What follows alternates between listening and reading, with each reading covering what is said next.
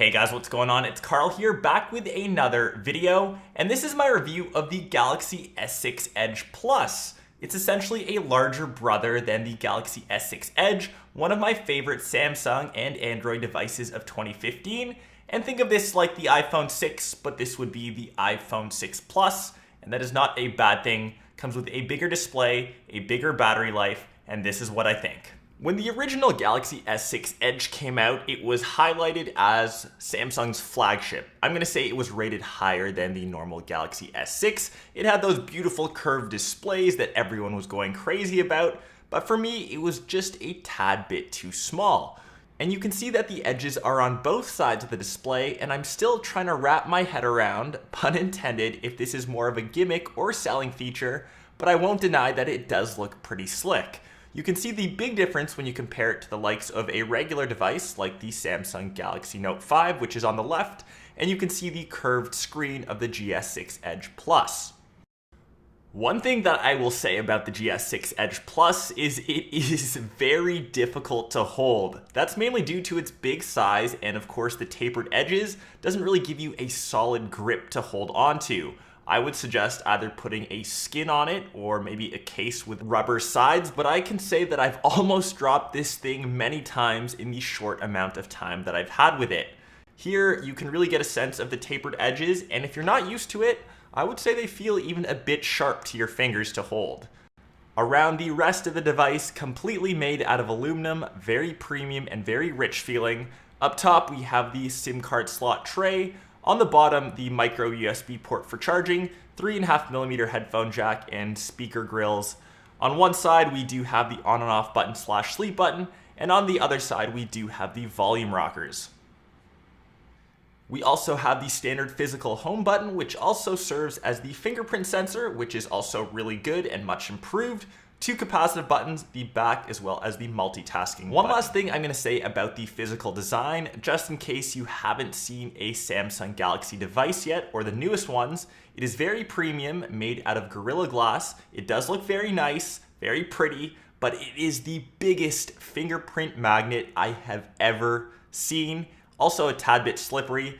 Save yourself some agony, throw a skin on it, throw a case on it, and it will also help prevent any small scratches from appearing on that fine glass surface. Other than looking a bit fancy, the edges actually do serve a purpose. You can swipe to the left and you can access a small menu screen. From here, you can make a few different shortcuts, so you can choose to add contacts to quick dial, or you can set shortcuts to applications and quick launch them. A nice little feature to have, and it helps me keep my home screen nice and tidy without all those extra shortcuts. Plus, it does start a lot of conversations when people see you use that edge area. Getting onto the camera, which it shares with the regular GS6 Edge, the Galaxy Note 5, it is the same 16 megapixel sensor with OIS, and it is a very good camera indeed. I won't go too far in depth. The autofocus is great. Color saturation is awesome. It does also record in 4K, but you lose the optical image stabilization in this mode. Swiping to the left will give you some of the options, and swiping right will lead you to the gallery. Here are a few sample pics as well as video footage. Let me know what you think of them down below in the comments. And just one more thing, the front-facing camera, pretty decent selfies, nice and wide. Perfect for your Snapchat game or even for Insta.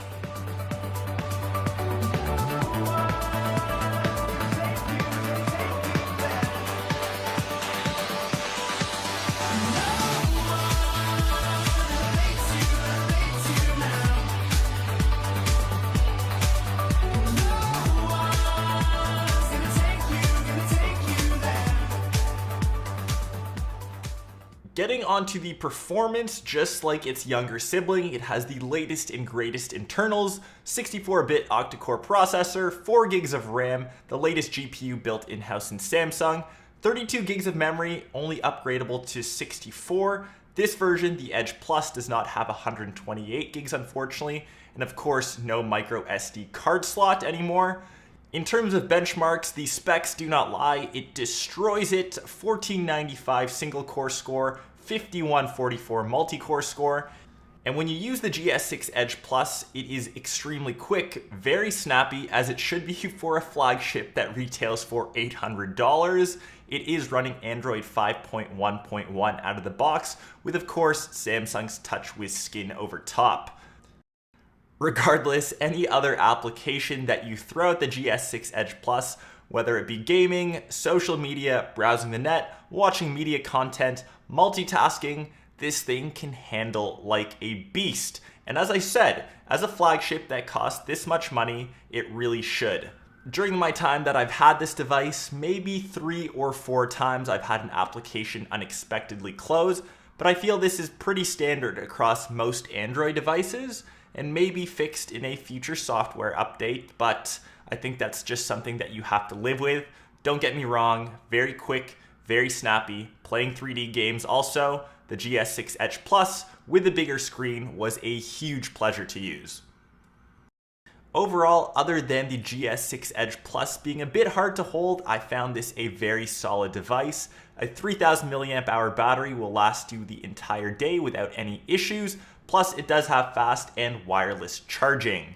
Good job, Samsung. I am a big fan of your larger devices. That will wrap up my review of the GS6 Edge Plus. Let me know what you think of this device down below in the comments. And I honestly think I would prefer this than the Galaxy S6 Edge, the regular version. I'm a fan of bigger screens, bigger displays, you can watch content easier, and it always has that added bonus of extra battery life.